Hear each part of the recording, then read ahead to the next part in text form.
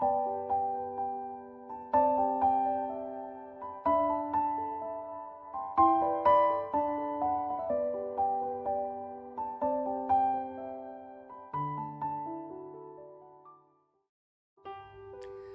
Hartlike goeiemôre, liewe vriende in ons Here Jesus Christus. Baie welkom by ons heel laaste oggendoordenkings in ons reeks wat handel oor die 7 kruiswoorde van Jesus Christus. Dankie dat jy vanmôre by ons inskakel. My bede is dat die Here ook vanmôre se boodskap in jou hart sal bevestig tot geloofsversterking. Ons 7de kruiswoord gaan ons vanmôre saam lees uit die woord van die Here uit Lukas hoofstuk 23 vers 46.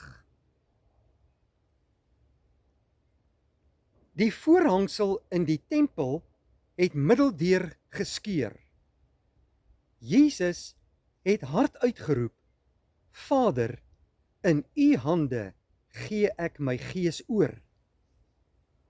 Na hierdie woorde het hy die laaste asem uitgeblaas.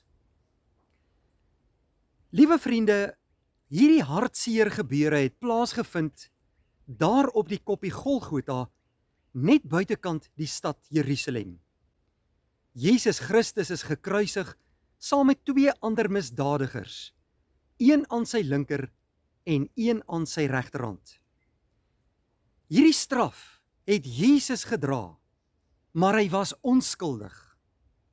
Dit was vir hom nodig om die hele wêreld se straf op sy skouers te neem en volkome daarmee af te reken, sodat ek en jy ook vergewe kon word. Jesus Christus se laaste uitspraak, sy laaste woorde aan die kruis, was ook dit wat ons dan vanmôre saam gelees het. Vader, in U hande gee ek my gees oor. Nou hierdie woorde is woorde van totale oorgawe. Jesus gee homself oor aan sy Vader. Sy werk hier op aarde is voltooi. Dit is klaar, dit is afgehandel, dit is volbring. En dit was so noodsaaklik dat hierdie werk gedoen moes word, sodat ek en jy vrygespreek kan word, en dat daar gedeel kon word met alle sonde, en dat elkeen wat in Jesus Christus glo en hulle lewe aan hom toe vertrou, skoon gewas kan word in sy bloed. Dit was nodig dat hierdie prys betaal moes word. Jesus was die volmaakte middelaar. Hy was volkome God en hy was volkome mens. En slegs iemand wat aan hierdie 2 eise voldoen, kon afreken met die wêreld se sonde. En hier aan die einde van Jesus se lewe, roep hy ook na sy hemelse Vader, en hy gee homself oor. Vader, in U hande gee ek my gees oor.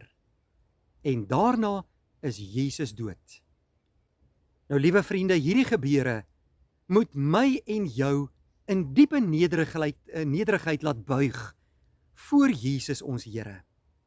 Maar ons harte moet ook dankbaar wees vir dit wat hy gedoen het. Inderdaad was dit hartseer gebeure. Maar dit was so noodsaaklik, sodat ek en jy vergifnis kon ontvang, vrygespreek kon word, en ons ewige lewe verseker kon word. Daarom moet jy jou lewe ook vandag en elke dag aan die Here gaan toewy. Die Here het die hoogste prys vir jou betaal. Kom ek en jy glo in hom, en ons leef vir hom, en ons wees dankbaar teenoor hom. Mag die Here in hierdie Paasfeestyd vir jou en jou gesin ryklik seën, en ons nooi in die besonder vir jou uit om ook in te skakel by ons Goeie Vrydag erediens wat môreoggend uitgesaai sal word. Kom ons bid saam. Hemelse Vader, baie dankie dat ons vanmôre hierdie kosbare woorde kon saam lees uit Lukas hoofstuk 23. Die laaste woorde wat Jesus uitgespreek het hier op aarde. Here, dankie dat U die hoogste prys betaal het en dat U Seun Jesus Christus ons so lief gehad het, dat hy bereid was om dit vir ons te doen. Dankie Here dat ons nou vrygespreek kan wees, dat daar gedeel kon word met ons sonde, dat daar vergifnis kan wees vir ons oortredinge en dat ons nou kinders van die lewende God tot in ewigheid kan wees. In hierdie Paasfeestyd wil ons vra dat U ons harte met dankbaarheid sal vul, maar ook met stille toewyding, sodat ons ook sal dink aan dit wat Jesus vir ons kom doen het en ons lewe aan U kan kom toevertrou. Seën vir ons hierdie mooi dag. Lei, behoed en bewaar ons en vul ons harte met U vrede. In Jesus Christus se naam bid ons dit. Amen. Vriende, dankie dat U ingeskakel het. Tot môreoggend.